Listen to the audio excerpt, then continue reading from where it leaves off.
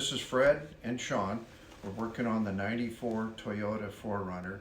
We're installing a Yukon Grizzly locker in the rear differential, and we're at this point where we have put the bearings and the bearing races in the differential itself and put the caps on according to the marks that we had. So one is with one, two is with two. What we're going to show you next is how we set up to measure the backlash and also the gear lash, so that we know that we have the correct pattern for wear on the pinion and the rack, or the pinion and the ring gear. One of the things we did in order to see the pattern, we use what is called Prussian blue, and it is a marking compound that stays flexible or in an oily state, so if you don't get it all off, it'll mix with the differential gear oil without any problems. So we put that on a brush and we liberally put it on both the heel and the toe of each ring gear in this area here, so that we could turn it. And what we did is, in order to make the marks properly, we put a little bit of pressure with the heel of our hand as we turned the pinion with our other hand to make sure that it marked it properly.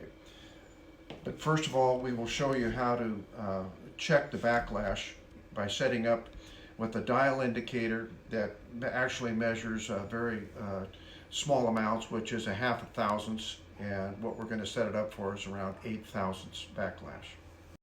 Okay, we've done our setup with the dial indicator. We have the finger set on the coast side of the gear tooth on the ring gear. It really doesn't matter which side you set it up on, but we're going to show you here. So we've loaded our dial indicator. It's set up in half a thousandths, and so what we're looking at, we're on our 0 here, and we're going to move our ring gear and show you the backlash. So as it moves, you'll see it goes up here almost to the 10. So we're at about 9.5. I believe the spec calls out between 8 and 12 thousandths, so that's where we're at. So that's the backlash we have in our gear set, and now we will show you in a moment what it looks like with the engagement with using the Prussian blue to see the wear pattern on the pinion and ring gear. All right, we're going to show you the wear pattern here on the ring to pinion gear engagement. And if you look, you can see the pattern. It's kind of an oval, and it's just about right in the center of the tooth on the ring gear, and it's like that on several of them that we did. And the way we did this to mark it, we had to put some pressure with our hand on the ring gear as we turned the pinion to make sure that the teeth on the pinion were pushing enough on the Prussian blue on the ring gear tooth so that it would leave a pattern. So we moved the dial indicator out of the way to show you a little bit better on the ring gear here what we have. But that's what it should look like. And that also, if you look, the depth of the pattern is about in the center from the toe to the heel of the tooth of the ring gear. Okay, what we're going to do now is we're going to torque these cap bolts to 70 foot-pounds, and then we will install the lockers that go here on the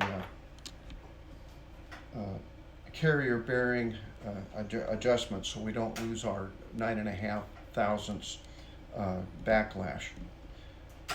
Okay, we're at the point where we're going to get ready to reassemble the third member into the axle housing and differential housing.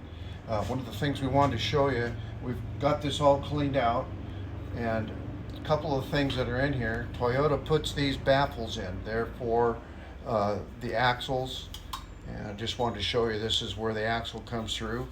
I'll show you how we install those, but the importance of putting these in is that they're in this way here, and what they do is they baffle the oil so it doesn't all get up into the axle housing away from the gear set and the bearings, because when you're running at highway speeds, that rear end is churning pretty quick, and it draws the gear oil down the axles. Well, and it's important on which way you put these. If you look, they have a seam here. You want to make sure the seam is down so that when any oil that gets up in here, if it's down in here, it will run back in to the well and keep your bearings and your ring gears and pinion oiled.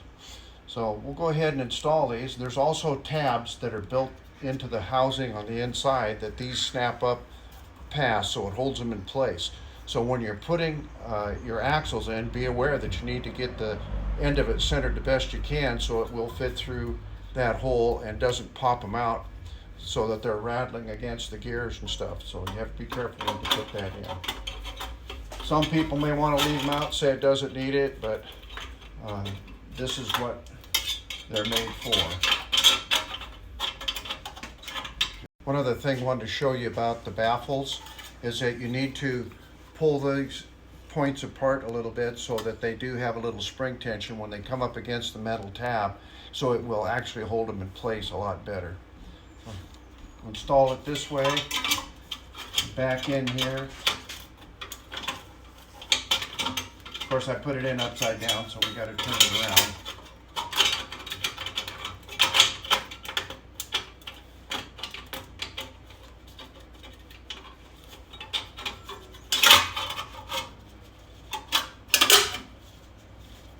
Okay, there you have it, snapped right into place. So make sure you put your baffles in correctly and put them back in.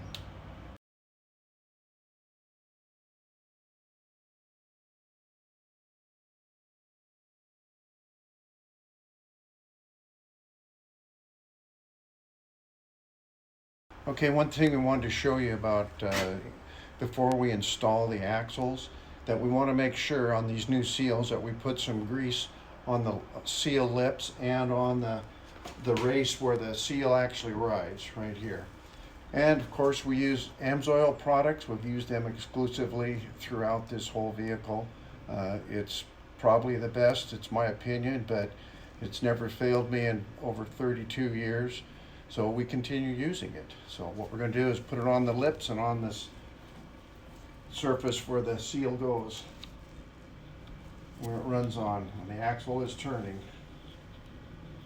And this will allow the seal to break in as well. And it's a marine type of grease. We use that so get into any kind of water situation, it's not going to wash out. And anything that this gets into the rear end lube, the 75 weight 90 that we're going to use, that it'll all mix together. Okay. One other thing we did while we had this apart, we put anti-seize on the mounting surface for the axle hub.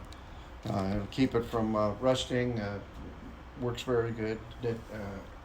Toyota is really good with their axles and housings. They actually have an O-ring here that seals it as well. Okay, we're showing you the put back together axle and brakes. And we wanted to show you this because this was the side that the seal on the axle had leaked, and we had gear oil all over the brake mechanism and the shoes. Well, we took and cleaned this in gasoline, and they look pretty clean right now. We're going to go with this. These are the original shoes that Toyota had put on at the factory. So what we're going to do, since we did clean this, we probably washed away some of the lubricant on the brake part, so we don't want the brakes to be squeaking down the road here a ways, so we're going to use some AMSOIL spray grease. It's a white lithium. And we're going to put it on some of the moving parts and joints on the brakes so that they get a little bit of lubricant and they stay quiet and not start squeaking and stuff. So just all the places that have a little pivot.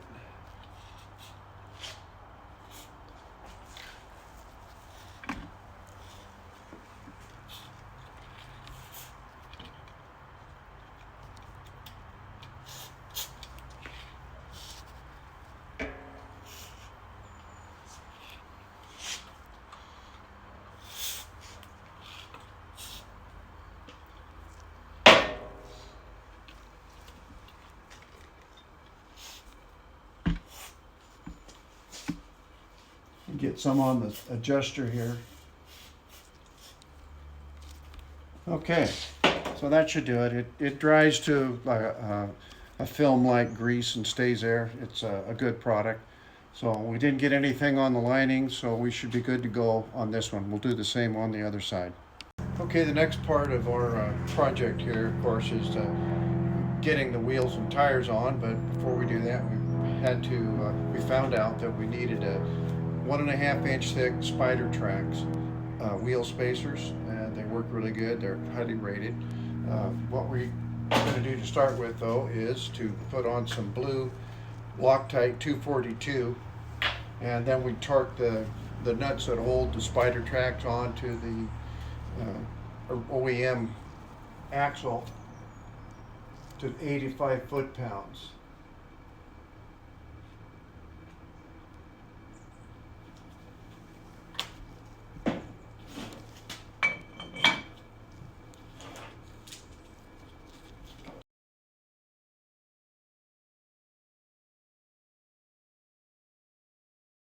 Okay, we're going to fill the rear differential.